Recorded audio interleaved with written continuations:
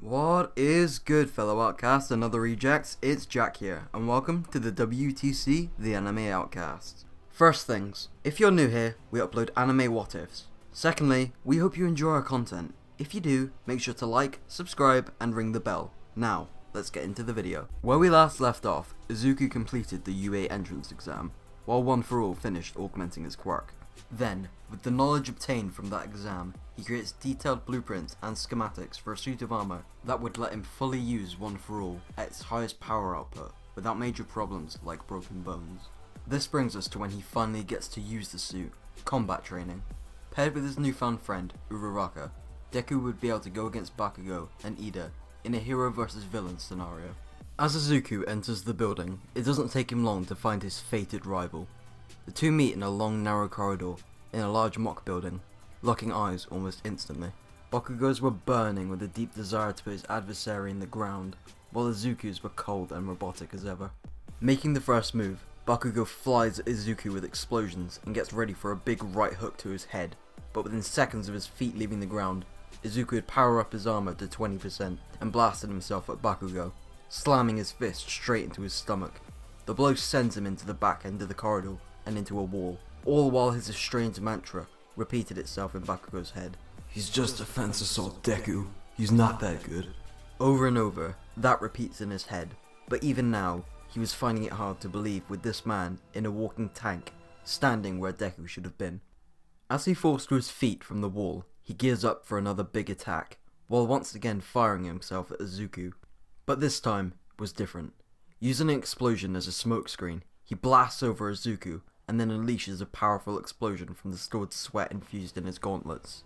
Bakugo, you could have killed him! All Might yells in Bakugo's ear from the comms line in fear of what he could have just done, but he gets barked back by Bakugo explaining, The guy's basically a walking tank with that thing on, and now he's got some stupid strength quirk. I think he'll be fine. Then, while blasting out from the enormous explosion, Izuku socks Bakugo in the jaw with his armor at about 30%, sending Bakugo crashing to the other side of the building. Izuku is forced to stay in place for a couple of seconds, as the armor starts ejecting steam from a series of vents throughout it. One For All generates a lot of heated steam, especially at the higher levels like 40% and above, so Izuku would have to take a couple of seconds to jet off the steam when possible. With that out the way, Izuku would lower his power down to 20% and go searching for Bakugo, finding him on the ground in a large open room. He then soars at Izuku, while hitting the ground with his fists. How long has a weakling like you been hiding this power, Deku? Taken back by this, Izuku just stares at his rival, confused about what to say, as Bakugo forces his body up, ignoring the massive amount of pain he was in. He continues his verbal assault towards Izuku. All this time you were playing the weakling, weren't you? Well, guess what? It doesn't matter how far you've come, because I can finally have an excuse not to hold back anymore! Then with that, Bakugo starts blasting around the room frantically, occasionally slamming Izuku with violent explosions. His movements were so fast that not even All Might could predict where he was going to strike.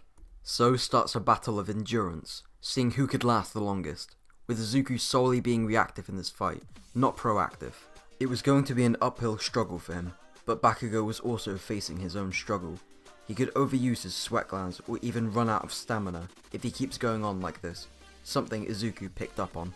Is that what you really think, you idiot? Why would I ever do such a thing? Izuku yells, a bit of his emotions starting to break through his brain's programming, while he continuously gets blasted by explosions. But his comment only draws out more of Bakugo's deep-rooted hatred for our protagonist, causing his explosions to become even more sporadic and more powerful. Uraraka, you're in place, right? Deku mutters through the comms while narrowly avoiding Bakugo's overboard attacks. She basically tells him that she's in place fighting Ida, but ready at any time. Then, Izuku sees his chance. Bakugo's blasts become noticeably weaker and more sluggish, alerting him that everything is unfolding exactly how he'd planned. He then gets into a low fighting stance, while channeling 100% through his arms, and then overflowing it throughout his armor. With his suit gaining a distant orange hue to it, All Might starts yelling through the comm line for Izuku to stop.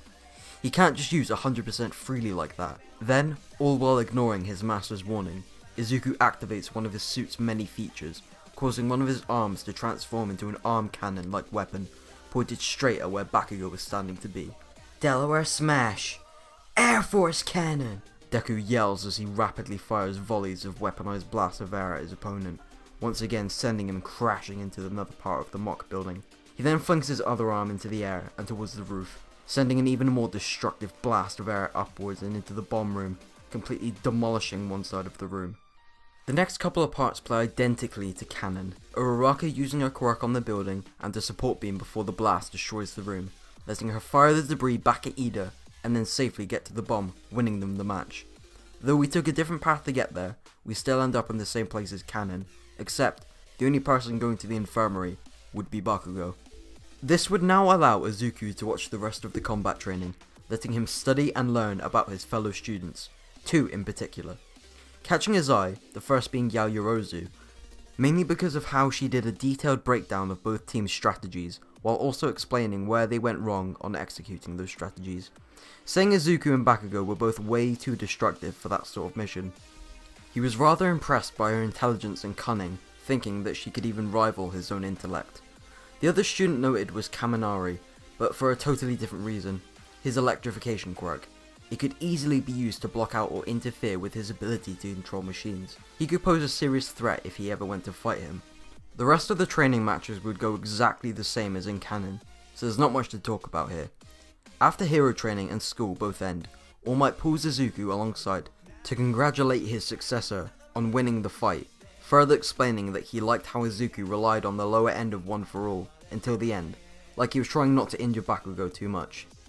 But most of the praise goes over Midoriya's head as he starts to fixate on what Momo said about him. He starts thinking maybe he did go too overboard with the power, maybe his armor was at fault.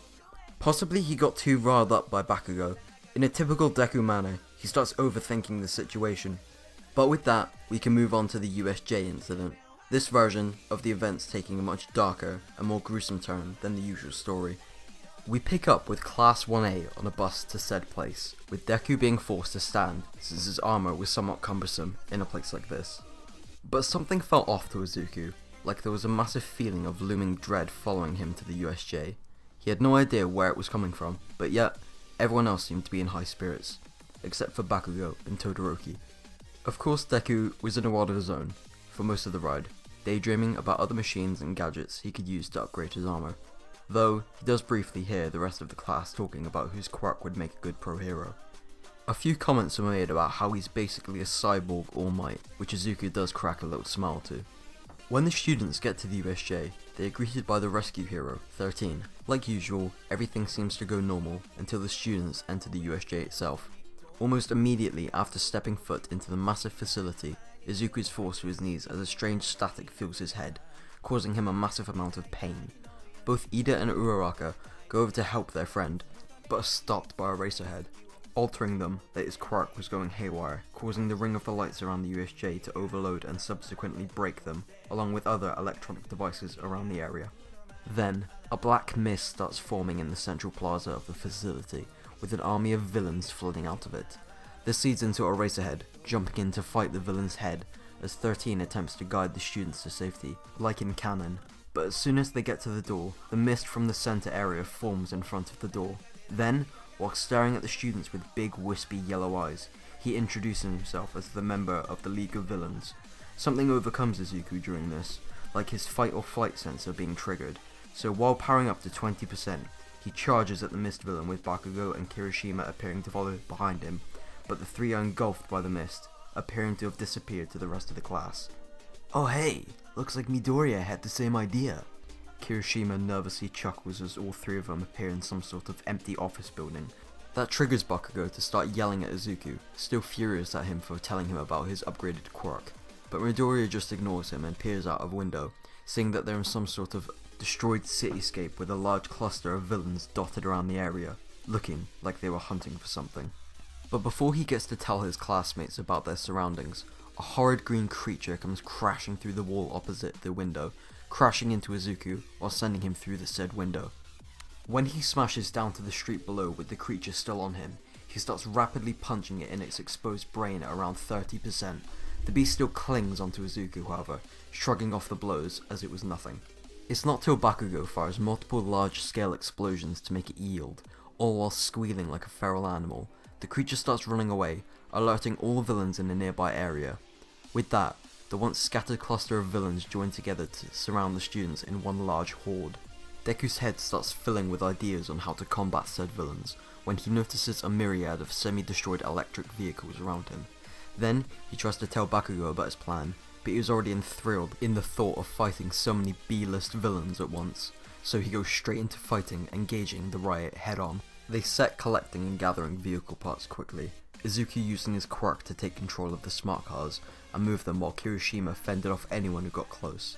Then, once all the necessary vehicle parts were found, Izuku forcibly merges the vehicles together into a monstrous machine in a similar vein to the entrance exam robots. But there was one problem. The car's batteries had barely enough energy to power that monstrosity, and he wasn't sure how much One For All he could transfer into the power without it overloading, though he did have a workaround. Bakugo's explosive sweat. Alright, that is it for this part. Thanks to Outcasts and Rejects for watching to the end of the video, and if this gets 20 likes we'll continue to What If, but if this video gets 50 likes we'll upload it this week. Don't forget to subscribe and like the video to get the next part early. Also, on another note, I have my own YouTube channel, Jack Animations. If you like dumb cartoons, memes and other random stuff, go check it out, link in description. Bye.